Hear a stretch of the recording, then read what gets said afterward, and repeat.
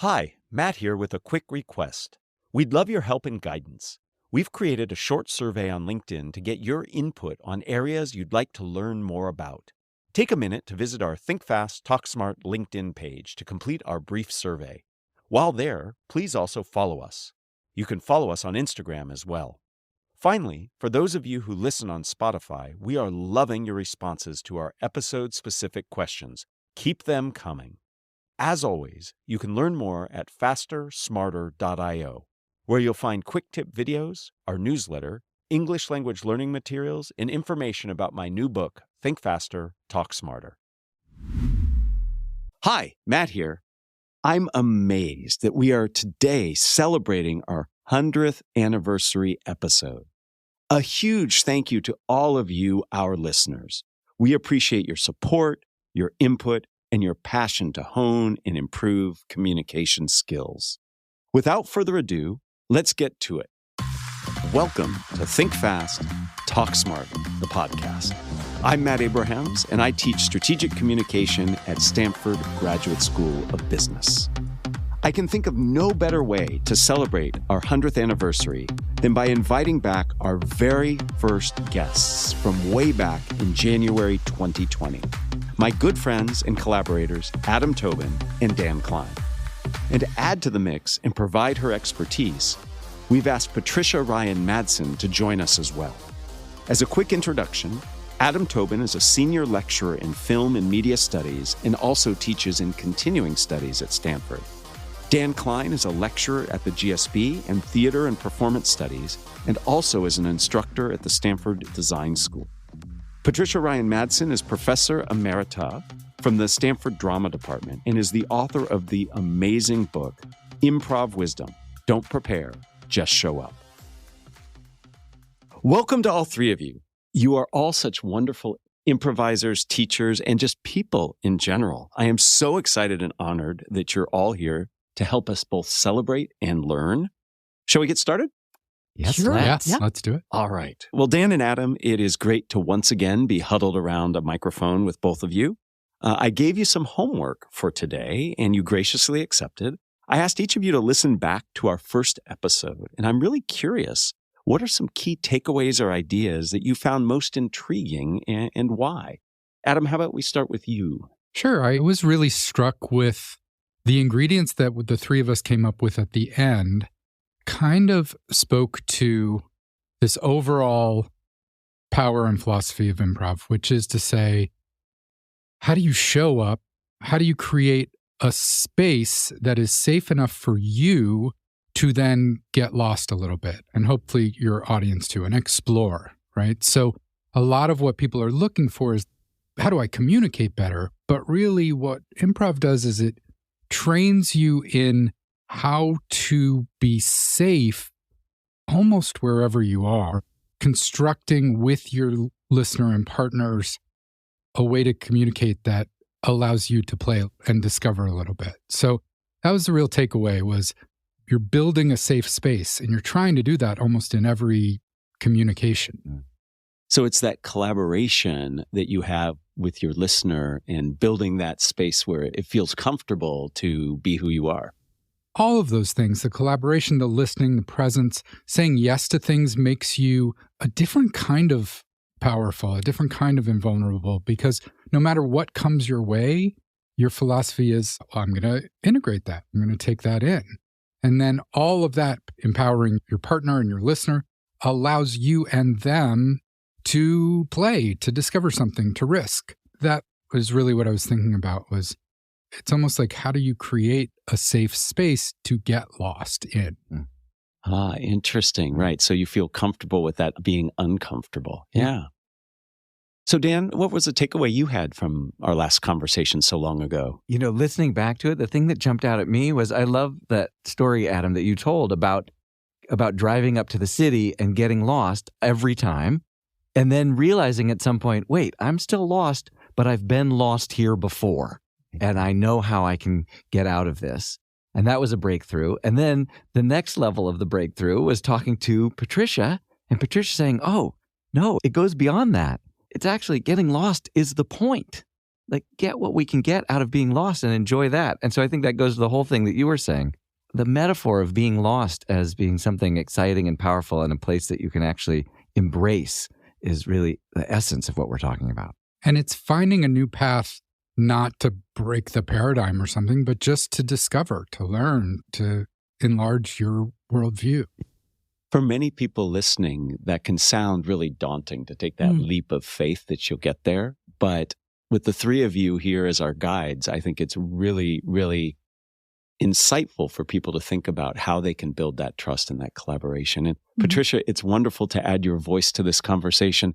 Adam and I have taught a class together for over a decade, and he tells that story every time. And I am so thrilled to have you here to elaborate on the part of the story where he says, and Patricia says, I should seek out getting lost. And so thank you for being here. It's a pleasure. I would love to hear a little more detail about why getting lost is so powerful. And then I'd love for you to spend a moment talking about your book, Improv Wisdom. I am not joking. That book fundamentally changed my life. Adam introduced it to me, and still to this day, employ some of the learnings from that book. So once you talk to us about being lost, I'd love for you to pick one or two of the key learnings from there and share those with us. Seems to me that getting lost being the point means developing the kind of mind that looks at whatever is happening and accepts it. There's a fundamental acceptance of life, of other people, of whatever is going on that's built into the whole yes mind of improv. And I think what is customary is to make a judgment about whatever is going on. I like it, I don't like it, I agree with it, I don't agree with it. Yeah. There's a yes-no in every relationship to what life brings us. And the notion of getting lost is an openness, a willingness to see whatever it is and work with it. Doesn't mean I'll necessarily like it, but it means that I'm not going to use the mind of no, which is very common and very useful. We need the mind of no from time to time.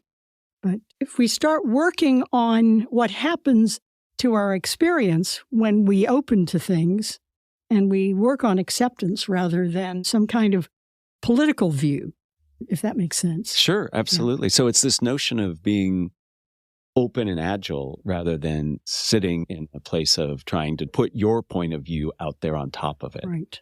And that's a message that comes through in your book for sure. Will you highlight one of your maxims that you give? They're so helpful and easily implementable in some ways. Thank you. Well, I think one that's important is just show up.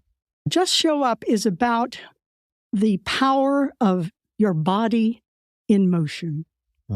And that very often we start with the notion that we need to decide or think something through very carefully before we take any steps. So the improviser's mind suggests step first and then see where you are. It's very different. Ready, fire, aim. So showing up or getting your body there is an important part. It's important in our life, too. If we want to, for example, get an exercise regimen going, you show up at the swimming pool or at the gym.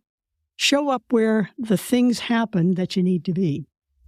So showing up, I think, is an important one.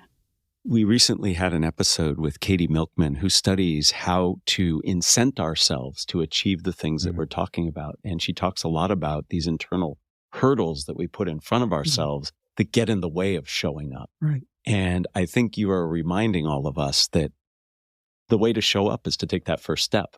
And that's really important for all of us to think about because we have all this stuff going on our heads that prevent us from taking that first step.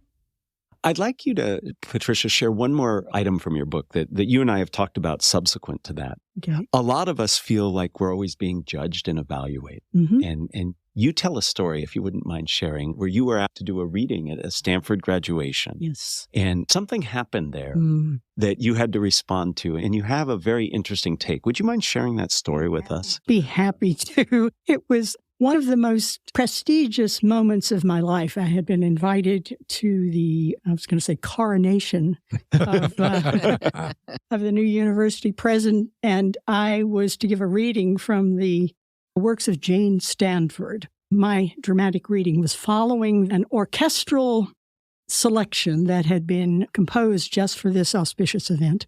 I was listening, and the musicians came to a kind of a soft crescendo closing, and I stood up and I walked to the microphone and opened my book and said, "And now the words of Jane Stanford." And then right at that moment, the music continued. So the second movement of the piece began. And was it clear that I had made a woohoo? Total humiliation. But what can you do? So I took a breath and I sat back down and I listened. And I thought, I should really listen to this music better. And the interesting thing was, when the music did conclude, I got up and I opened the book and said, "And now the words of Jane Stanford." There was this lovely ripple of laughter through the audience that they really understood that my world didn't fall apart. Right. It also reminds me of Dan, in the last time we spoke on this podcast, talked about, aim for average and cheer. Yeah.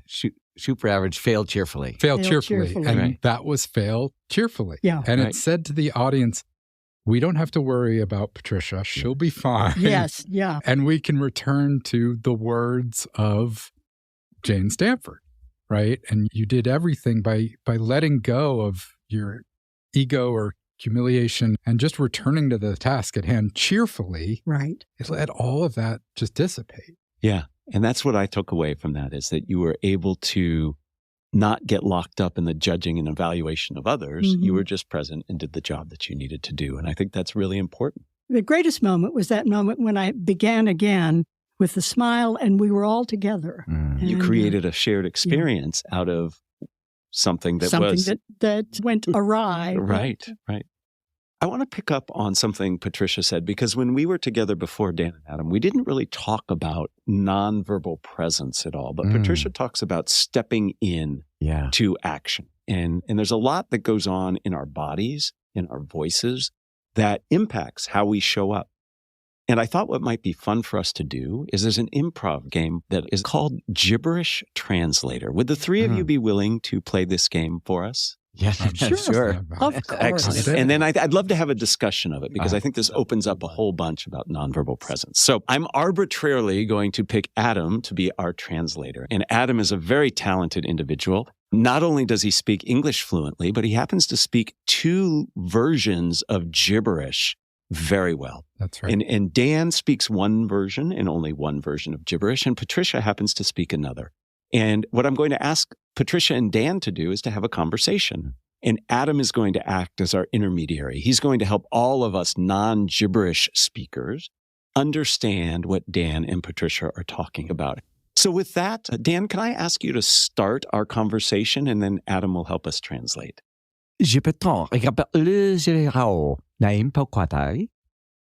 Welcome. I'm very happy to see you. And I have a number of questions about the opening of various flowers. Oh, shalaka mufuninini. Sa wo koko. I am so pleased you asked me that. It's my favorite.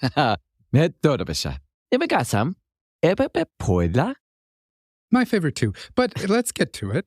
Do flowers think? Hoyala makafoforili. Sha bagadidi bofosni. They think deeply, very deeply. Ah, excellent. That was so much fun to watch it in real time. So thank you to each of you. I would love to deconstruct this for the listeners, what was going on, because I think, Adam, you did a great job of imposing a conversation where there really was none. It was just gibberish. But before I get to Adam's point of view, Patricia and Dan, can you share for me what you were thinking about as you entered into this conversation? You knew you were going to be speaking in gibberish. Yeah. What was going through your head when you initially started? What I was really trying to do was give Adam some emotion and some rhythm so that he would have some anchor to connect to. If I just did a monotone, then he has to make it up out of nothing. And so I wanted to give him a little something. So I hope I was able to do that. That was at the start. I think as somebody listening and not participating, I think you did serve up some things that Adam jumped on, and I want to hear what he heard. But there's a lesson, I think, in what you just said, Dan, is that you were trying to assist your listener, Adam, to be successful. Yeah. You were making an offer, as I've heard many of you speak about.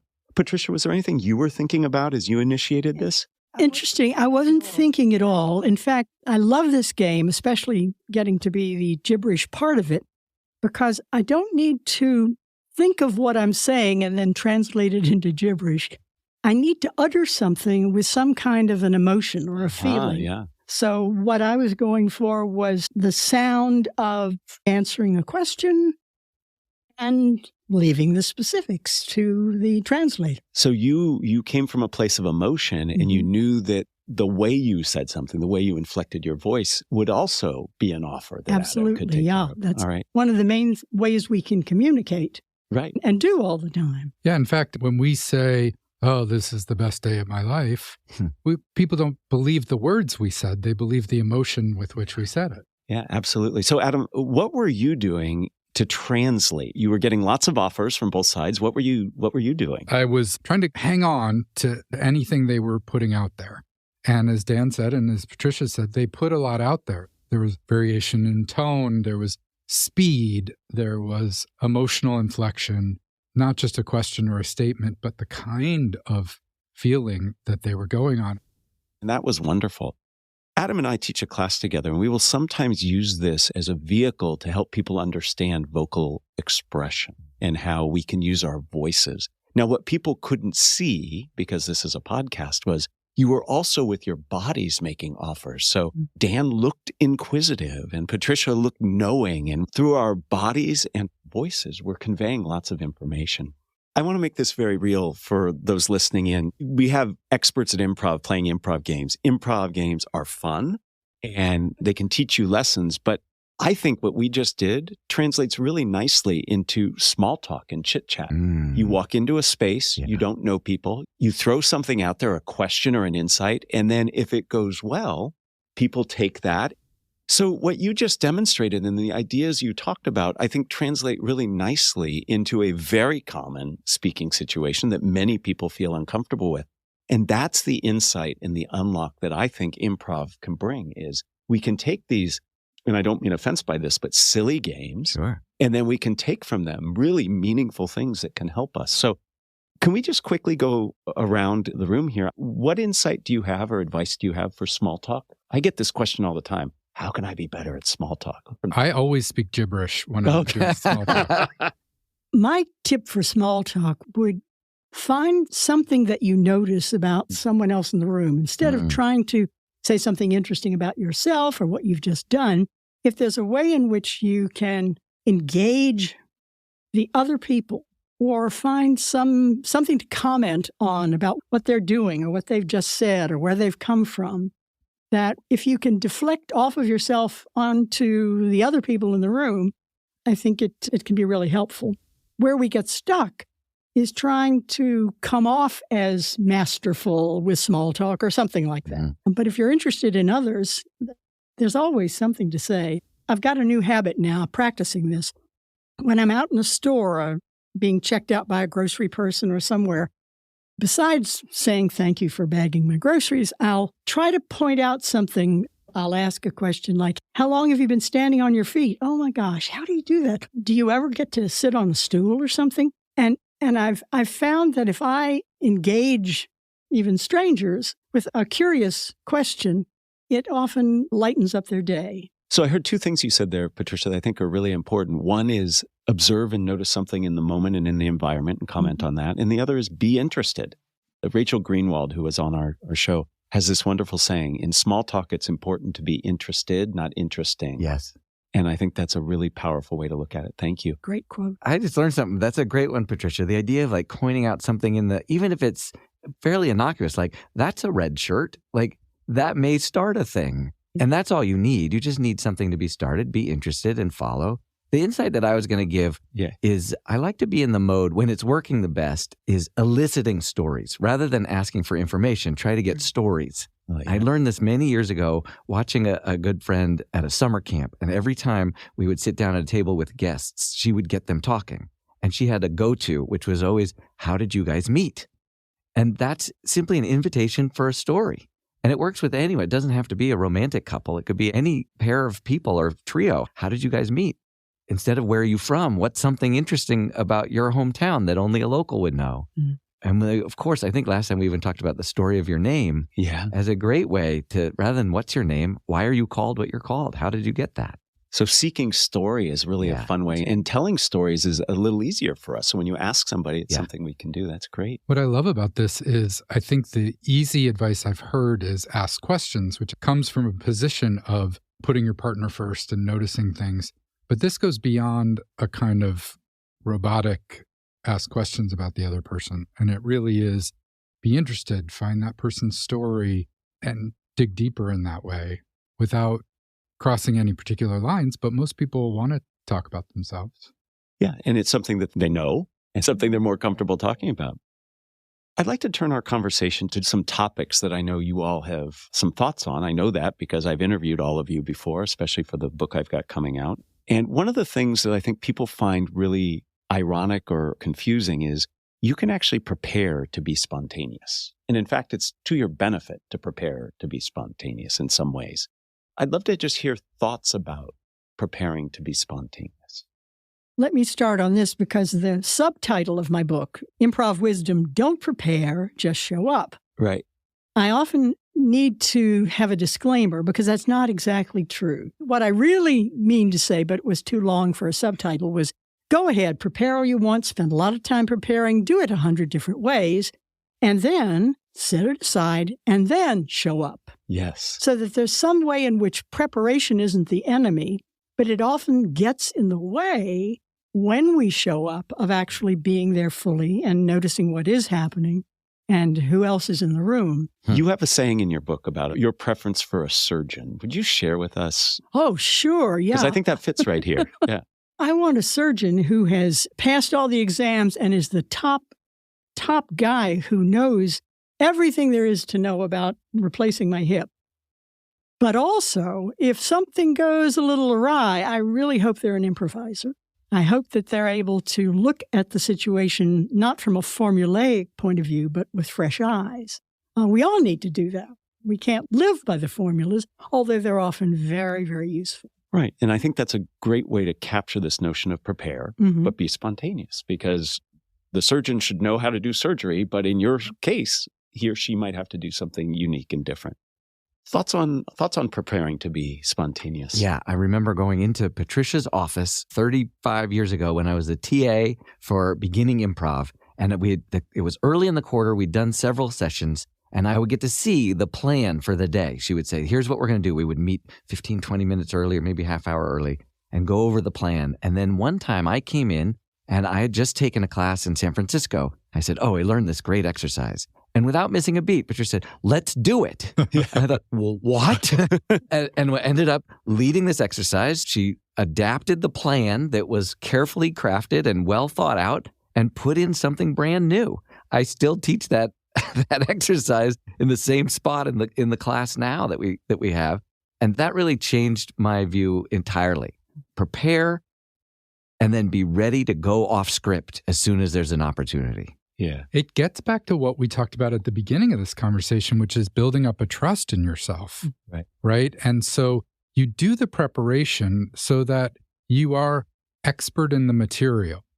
And then you let go of the specific delivery of the information in favor of being aware of what's going on now. But integrating present information is something that gets cut off from people who just prepare and read the script. That's right. Right. So it's all the preparation, all that work stops right when you're about to deliver, instead of trusting that stuff has been internalized. Haven't you noticed that someone delivering a prepared speech has a whole different sound to the quality of what they're saying than natural human speech? One of my former Stanford improvisers, Vince Ritchie, his job is helping right now Japanese students take exams or interviews to get into U.S. colleges. And he went to an important conference where these were all interviewers. And he said the single thing that they all agreed that they hated the most was the sound of a prepared answer. So very often when we're preparing for an interview, we'll think of ordinary questions and then we will write them out and memorize them. But it's not that the answer is wrong, but there's something about reciting your preparation that doesn't really sound as human as we could be. It feels disingenuous, and it's the exact opposite from what we're trying to do. We're trying to look prepared and professional and buttoned up. Yeah. But there's something that seems false about it. And what's false about it is it's not in the present moment. Right. It's an artifact of work you did before. I like to think about what you all said is like an athlete. You know, an athlete does a lot of drills. If you play soccer or you play basketball, you dribble around orange cones a lot. You're not doing that to get good at dribbling around orange cones. You're doing that so in the game, you know how to dribble, and you're going to have to adjust and adapt to what happens in front of you. The person isn't going to stand still like a cone. But that preparation frees you up to be more spontaneous in the moment. So I want to turn to the topic of listening. Over these 100 episodes we've done, one of the things that has surprised me is how important listening is and how frequently it comes up. As improvisers, as teachers, I'd love to hear just your thoughts on listening and if there are any bits of advice or guidance you give to help people listen better. Dan, do you want to start? Sure. I think it's 80% at least of the work is the listening. That's where all the information is. That's where all of the stuff that you need is in the listening. One of the things that always strikes me is the moment when we turn self-conscious, the moment we're thinking, oh, how am I doing? Or what I'm going to do, or what I just did, is the moment we're missing something. And so don't beat yourself up. It's just a reminder to tune in and pay attention because there's something happening right now. It's a call to be present and it's a call to pay attention. Yeah. And whatever is going on becomes our food, that we are fed by not only the words, but the body language, the thing we learned in the gibberish game, in watching the whole presentation. Because it might not be the content of what our partner is saying, but something about the way they're saying it, which leads us to a better question or something new or a new direction in the conversation. Popularly, people talk about reading the room, right? And it's that sense improvisers get of almost peripheral awareness of the things going on right in front of us and then all the extra information that we're trying to integrate. The most useful idea that I know about listening, I learned from Patricia, which is the Windshield Wipers, which is really about attention, and that, you know, when other things kind of cloud your attention, your brain is working and it's evolutionarily trying to help you out in all these ways. And you kind of say, thank you, brain, for doing that work. And then you, just like windshield wipers, you gently move those aside and it's clear path in front of you. And you rededicate your focus to the person you're listening to or watching or being aware of. And then something else will come up and the windshield wipers will say, thank you, brain. Just gently push that aside and reassert your attention. I've done it a bunch of times in this interview even. What am I going to say? What am I going to say? Stop it. Listen to Dan's rich bass voice. Talk about the listening. That visualization, I think, is very helpful because I think a lot of us get distracted and then we beat ourselves up and we say all these negative things like I wasn't paying attention or, oh no, what do I say now? And we just say, thank you, brain. I really, really like that. The one thing I heard subtly being mentioned by all of you is that listening is not just hearing the words, it's how the words are said. And also we have to listen to ourselves, the reaction we have to those words. So listening is not just external, it's internal as well. As I expected, this has been absolutely fantastic. And we're going to change up a little bit how we end this podcast, starting with this episode. I had 3 questions I asked every single person all the time. We're going to keep 2 of those 3. And Dan and Adam, since you were so kind to answer those questions previously, I'm going to save 2 for Patricia because we haven't heard her answer.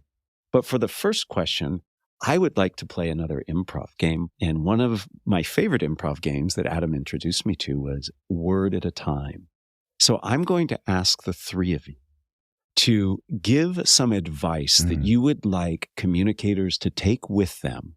But instead of each of you telling us the advice as a whole sentence, you're each going to contribute a word at a time And I will attest to those listening, they have not practiced this. They didn't know this question is coming. This is spontaneity happening now. Patricia, as our newest guest, would you mind starting? Always Keep Truckin' when your truck seems to break down. Very good advice. It's about persistence, tenacity, and grit in communication. Before I get to question number 2, can we just quickly debrief that? Because some of you had words that weren't big words, and others of you at moments said words that really drove this in a certain direction, excuse the pun. Talk to me about how it felt to say the instead of truckin'. I mean, It took me a while to get this, to embody this, because when you're doing it, you think, well, I got to get a good word. I hope it comes to me to get a good word. If in the rhythm of the sentence, what comes to you is not a big word, it's the, or if, or when, or whatever, that's what's needed. Your job is not to say the good word, it's to say the next word. Yeah. And after playing it for years, I've actually lost track of whether or not I'm saying a content word or just like a glue word. Yeah. It's just the next word. Yeah. There's such a powerful lesson in that, I think, in meetings and in interactions. We feel like I've got to do a great job here. And sometimes the best thing you can do is either say nothing or just paraphrase what was said. Really powerful. Or just listen. Yeah. Or just listen. Yeah. Patricia, I'd like to come to you with our next 2 questions, if you don't mind. Okay, gosh. Who is a communicator that you admire and why? I think in the past few years, I've come to respect Barack Obama greatly. There's something about his leadership and the way he spoke, which seemed to me natural and believable, that was something we needed in politics and in the world. So I think Obama would be a person that I admire for his speech and his communication skills. Absolutely. Somebody others have mentioned, and for all the same reasons that you did. Last question I'd like to ask. What are the first 3 ingredients that go into a successful communication recipe? Adam said cinnamon last time, so we know cinnamon is needed. Trust yourself, care about the other person, and have fun. I love it. Have fun, trust yourself, care about the other person. Thank you.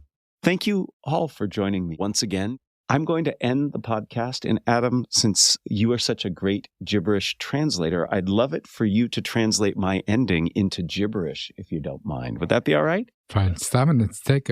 Well, a huge thank you to all of you for coming and joining us, Patricia, Dan, and Adam. It was wonderful to be back with some of you and to include Patricia with us. And the concepts and ideas we talked about, trusting ourselves, helping others, listening, so critical. And here's to another 100 episodes. I'd love to have you back at 200. And with that, thank you to you and thank you to our listeners. And sammanlägg about Patricia, Dan, Adam, kan flämta and the listening and the flämta the 100th episode kan flämta watch the and flub and Yamaha. Yagamaluli. And Bakatosomat. Mickey.